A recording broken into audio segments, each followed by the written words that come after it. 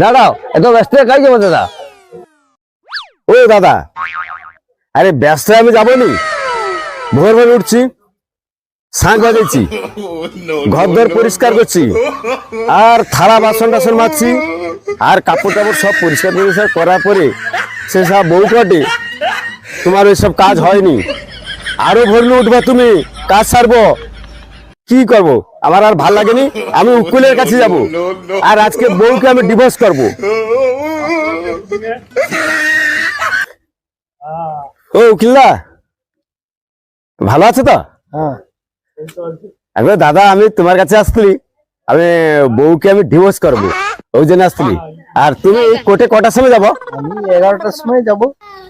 আচ্ছা, একটু আগে গেলে হয়নি? না, আমার কাজ আছে, জামা কাপড় টাপড় ধুতে হবে, পড়ে আছে, সেগুলো সেরে টেরে তারপরে আমাকে যেতে হবে।